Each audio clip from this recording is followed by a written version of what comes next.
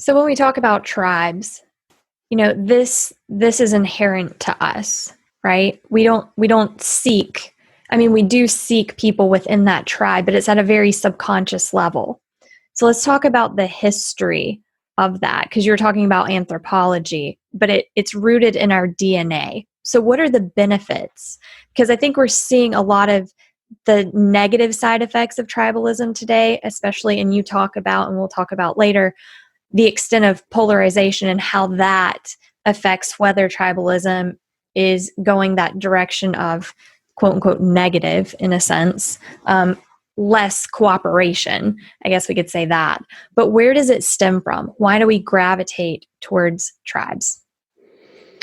Well, I think that story has to do with the evolution of our distinctive species. Homo sapiens is a social species, and it's not just a social species. It's an ultra social species.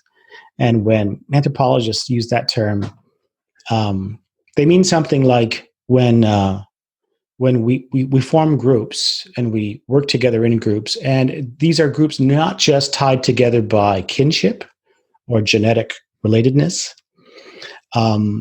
which often happens in animal communities, right? Where you have tribes that are associated, where there's some kind of mating going on amongst them.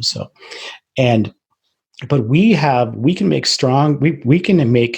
tribal groups with humans that include strangers, like in a city where it's not just my local community that I'm interacting with, but people who may be part of of a city that I identify with, but are actually strangers to me. And yet I can feel a sense of connection to them, a sense of obligation toward them. And so we can identify at that level, and we can identify at that level in a way that we can perform coordinated social acts together toward common goals. So that's ultra sociality, and we're that kind of species.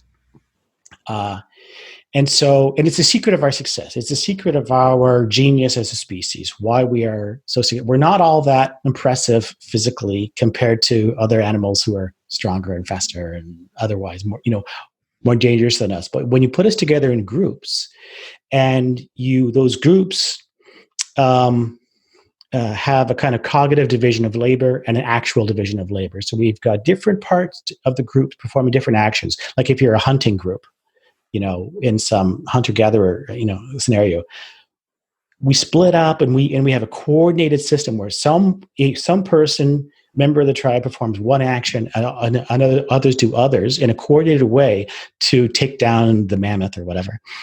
And that's very unusual in the animal world to have that kind of differentiation.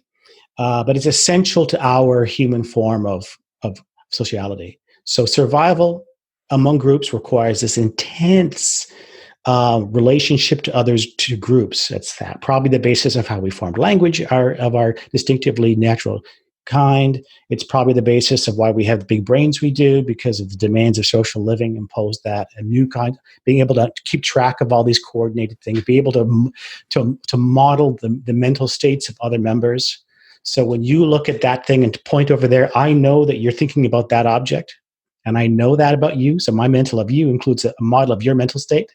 There's no other animal that does this the way that we do it, right? And it's all in the service of coordinated social activity. So as a byproduct of this, we absolutely need to belong to groups. It's a survival necessity. And so we have developed an instinct for belonging to groups, where if we are not felt accepted and part of a group, then we are highly at risk. Mm-hmm. We are at risk of social isolation. The risk of social isolation is, in an ancestral environment, extremely high, like fatal, right? You just don't survive on your own. And in our modern context, when you think about how that plays out, we have a lot more ability to survive quasi-independently, right? But we have this deep instinct to belong, so that, when we talk about the epidemic of loneliness, that's a feature of sort of modern social life and is maybe getting worse.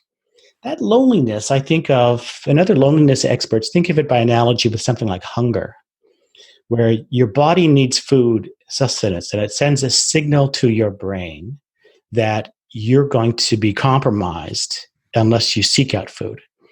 Well, loneliness is that feeling that we have when our social needs are compromised, when we need to seek out belonging because we need the emotional and other kinds of support that belonging to a group means. And so it should feel uncomfortable to us as an adaptation. The loneliness is something we try to alleviate by joining groups. And so that's just part of the conceptual scheme I think I have for this. It's fairly consistent with what a lot of psychologists think about it. Belongingness is treated as a fundamental psychological need on a par with other core psychological needs now. So it's no surprise that we have a natural instinct to seek out and bond with social groups. But now we have, in a modern context, we have so many types to choose from now, and so much access, especially through the internet. It really has a very unique moment in our history that we have the opportunity to connect with as many different tribal groups as we can. I think that probably is a source of confusion for us.